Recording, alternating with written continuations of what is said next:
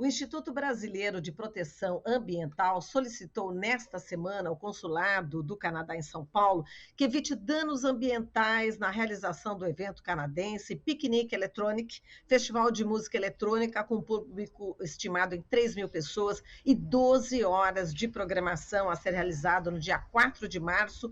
Sabe onde? No Jardim Botânico da capital paulista. Vamos falar sobre esse assunto com o Carlos Bocuí, presidente do Instituto Brasileiro de Proteção Ambiental, PROAM. Olá, Bocuí, bom dia, seja muito bem-vindo. Olá, Marilu, bom dia, como vai? Tudo certo. Bocuí, vamos lá. Nessa solicitação ao Consulado do Canadá, você e a bióloga Yara Scheffer Novelli, né, professora sênior do Instituto Oceanográfico da Universidade de São Paulo e coordenadora científica do PROAM, destacam o papel aí do Canadá em defesa do meio ambiente, e vocês, assim como eu, devem ter estranhado demais esse tipo de evento barulhento, num local assim tão bucólico, silencioso, e que certamente vai trazer danos para o meio ambiente. O Jardim Botânico é uma unidade de conservação ambiental, né, Bocuí? Como é que foi, enfim, receber essa notícia? Bom, mas imediatamente o PROAM já tomou essa iniciativa de encaminhar esse pedido, né, para a Consuleza, para que realmente não ocorra esse evento no Jardim Botânico de São Paulo, né, Bocuí? Bom, Marilu, é colocar o elefante na cristaleira, né? Que é o que a Sim. gente tem dito. Quer dizer, é uma área que, além de ser, a gente conhece como uma área de contemplação para as pessoas que lá vão em busca de lazer, de tranquilidade, de um local de paz, né, de contato com a natureza. Mas, além disso, a área abriga inúmeros animais, espécies, principalmente de aves, que têm ninhários. Então, quando você tem eventos barulhentos nesse local, em locais como esse, aquilo que acontece aquilo que a lei que prevê que não solte fogos de artifício tenta fazer, é proteger as espécies animais que não têm resistência a esses eventos, né? Então, a consequência disso é que os ninhários são abandonados, as espécies, principalmente os pássaros, vão embora, abandonam os filhotes, ainda nessa fase do ano, que você está no final do período de reprodução das aves, e aí esses impactos são irreversíveis, né? Você tem perdas, impactos severos, principalmente a ave e fauna. Bom, e acontece que deveria ter, então, todo esse processo ser regrado por critérios muito claros, né? E eu queria chamar a atenção aqui do seguinte: o Jardim Botânico, ele sempre foi considerado em São Paulo as joias da coroa da área ambiental, né? Porque é um local muito bonito, muito especial, foi criado pelas suas características ambientais. Então, há 20 anos atrás, menos que isso até, qualquer evento que era realizado lá, como, por exemplo, uma propaganda de automóvel que se solicitava para que se fizesse lá, era criteriosamente avaliada. E, de repente, você tem uma situação onde 3 mil pessoas vão lá para ouvir música eletrônica. É tão absurdo que, no início, nós não acreditamos, mas dissemos, é lá mesmo? É lá naquele local? Né? E aí, quando tivemos a confirmação, restou a tomada de providências. E não foram só as providências do PROAN, né? Houve abaixo-assinados, houve uma série de manifestações. O deputado Carlos Gianazzi entrou com uma representação no Ministério Público. Então, nós tivemos uma série de eventos que partiram da sociedade civil que acabaram contribuindo para que os canadenses desistiram e mudassem o local do evento para o Parque do Ibirapuera, né?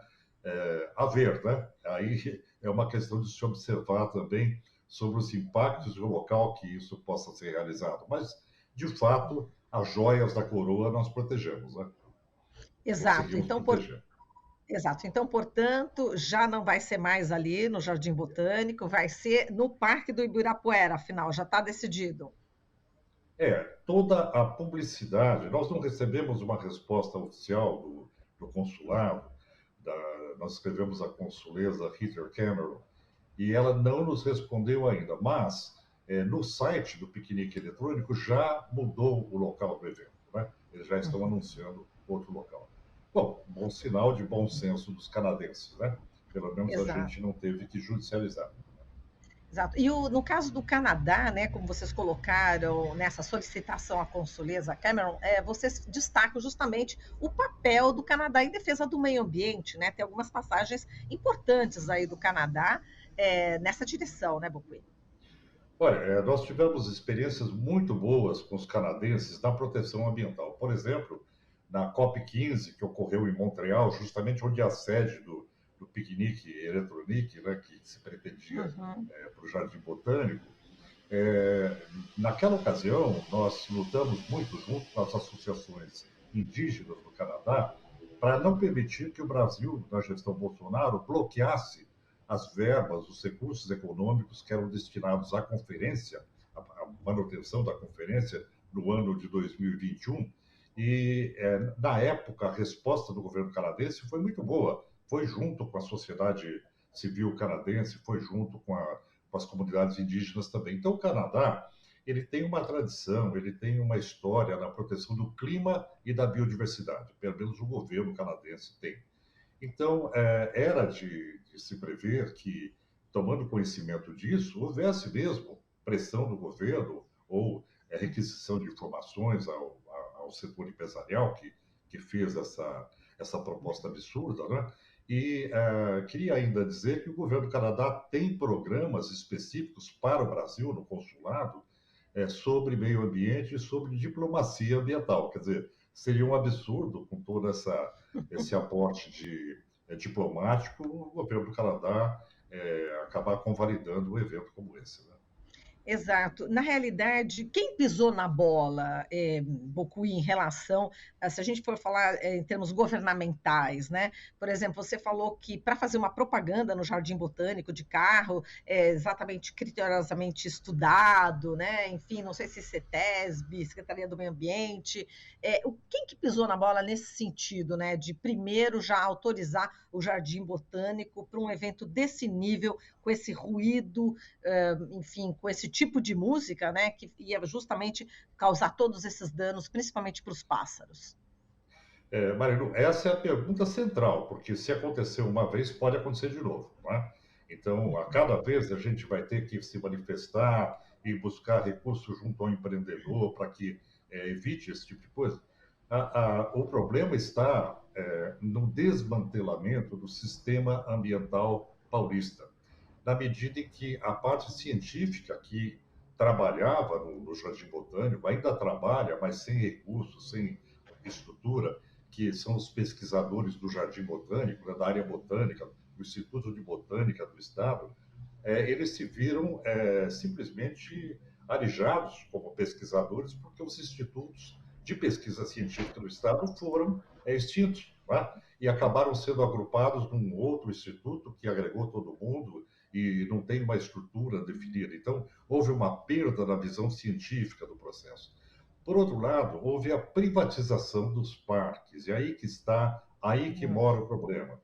Quando você tem uma privatização de uma unidade de conservação, você tem logo de cara um conflito de interesses instalado, porque o objetivo não é prioritariamente proteger o parque, manter de forma adequada aquela unidade de conservação, mas fazer com que aquilo gere lucro, gere recurso financeiro. Né?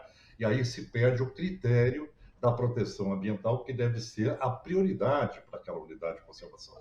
Então, eu diria que o problema consiste no fato do sistema ambiental paulista estar cada vez mais fragilizado. Hoje, se transformou numa secretaria de infraestrutura, de logística e de meio ambiente. Quer dizer, se dissolveu a área ambiental paulista no que interessa para o crescimento econômico, não para o desenvolvimento de São Paulo, mas apenas para o crescimento. Né? E aí vem toda essa esteira de privatizações que acabam levando a essas distorções que nós vimos agora. É interessante dizer que o elefante na cristaleira é exatamente a inadequação da privatização das unidades de conservação. Ela vai continuar. Uhum. Agora, falando em distorção, eu estava vendo aqui um trecho da nota, né, que o festival soltou em relação a essa questão. Eles dizem o seguinte, disseram, né, que não se ainda defendendo, né, o local como Jardim Botânico para o festival, enfim, esse festival eletrônico, eles dizem o seguinte: não se trata de uma festa rave que o uso da área natural e seus resultados será realizado com total segurança ao patrimônio vegetal e arquitetônico existentes. Portanto, não falou nada de flora. E que o evento está de acordo com a licença emitida pela Polícia Militar de São Paulo. O que a PM entende de meio ambiente, Bocuí? Veja bem, citar isso, citar a Polícia Militar, não, a Polícia Militar está de acordo. Eu achei isso aqui um absurdo, né? Enfim, queria a sua opinião sobre isso. Eu vou te dar uma resposta, né? Quem afundou o navio, né? O navio São Paulo, o nosso porta-aviões São Paulo, com 9,6 Hum, toneladas de amianto, 400 toneladas de tinta tóxica, foi a Marinha, né? A Marinha praticamente licenciou o afundamento do navio, né? Porque era o interesse deles lá. Agora, no caso da Polícia Militar, a polícia licencia o evento por uma questão de segurança, né? Não é ambientalmente que ela faz isso. Então, provavelmente não houve nem muito diálogo junto à Secretaria de Estado do Meio Ambiente. Pelo que nós soubemos, o diálogo que houve foi de absoluta tranquilidade, de que não ocorreria nada. Agora, toda a avifauna presente, como eu já disse, e nas orientações do evento se diz para que os pais levem tampões de ouvido para as crianças, para que não venha afetar. Quer dizer, não vai ter muito barulho, né? É isso que se diz, mas as crianças devem levar tampão de ouvido caso permaneçam lá 12 horas, né?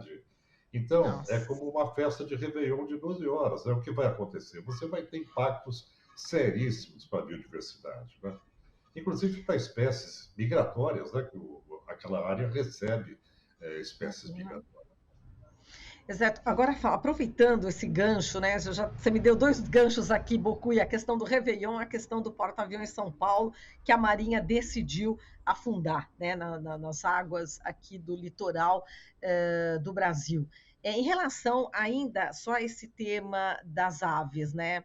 Esses fogos, né, que a gente sempre está acompanhando. Já tem estados, capitais, que já estão falando, que já, inclusive, decidiram por fogos não barulhentos, né? Apenas pirotécnicos, aquelas coisas bonitas que a gente vê no ar, mas não aquele impacto, né? Que irrita tremendamente os animais, os cachorros, as crianças, os idosos, as pessoas que estão nos hospitais, enfim, vai demorar ainda para o Brasil chegar num nível assim, né? Um nível, digamos, de educação, de cultura, a ponto de não ter mais esses ruídos, esses barulhos, né, que afetam os pássaros. Eu queria até saber o impacto que isso pode causar, que causa, né, nos pássaros, quando solta aqueles rojões assim, aqueles mais fortes que tremem até o nosso coração, Bocuí.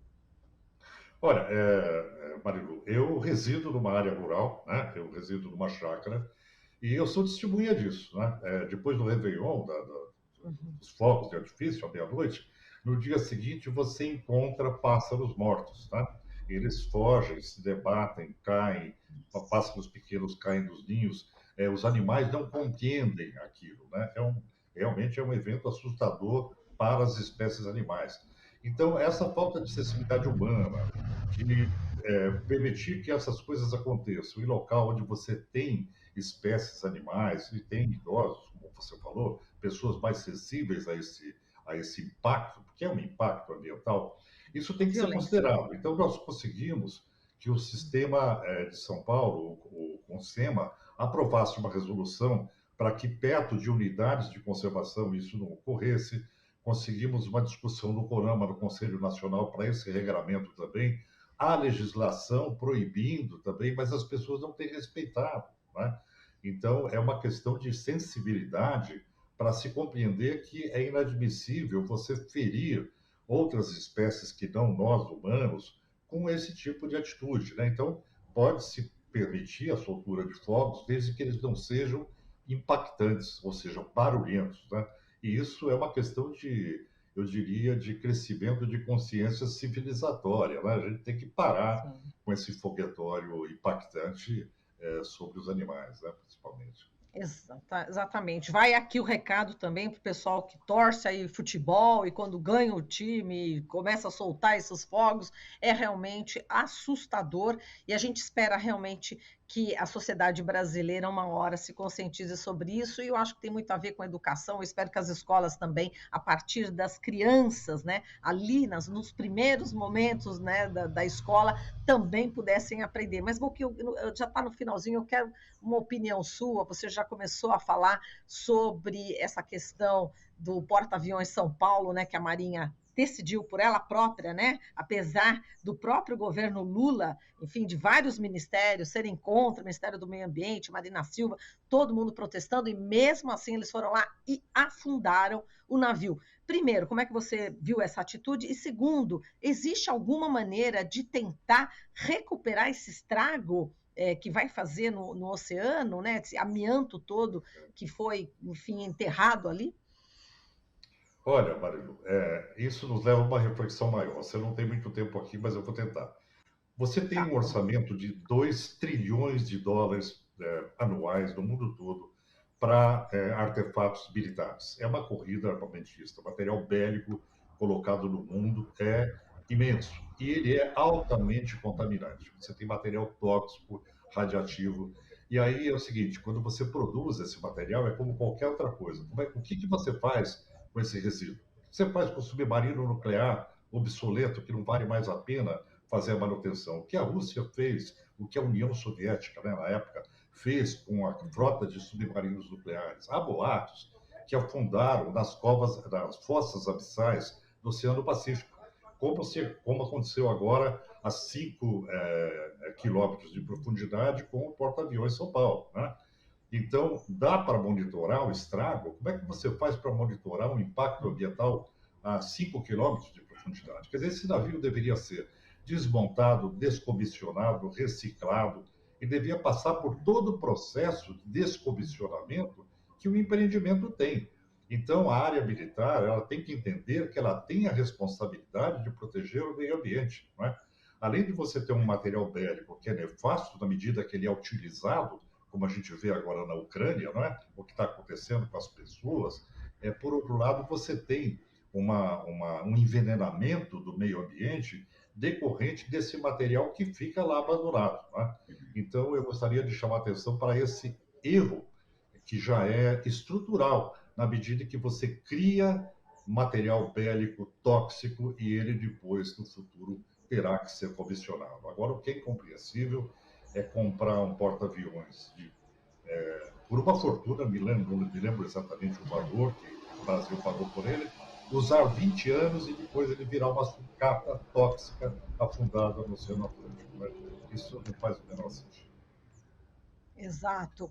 Bom, Bocuí, a gente agradece demais aqui a sua participação. Muito obrigada, né, por você atender a gente sempre assim de uma forma tão rápida, né? E comentando vários temas. Muito obrigada, viu, Bocuí? Um bom dia E, e já está pronto? Diga, diga.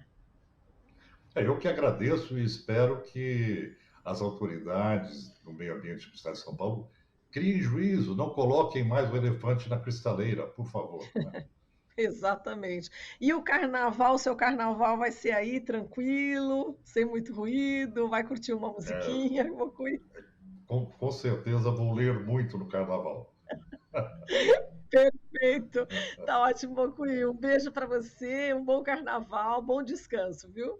Obrigado, até mais. Tchau. Até mais, tchau. Falamos aqui com o Carlos Bocuí, presidente do Instituto Brasileiro de Proteção Ambiental, PROAN. Estamos apresentando Jornal Brasil Atual. As notícias que os outros não dão.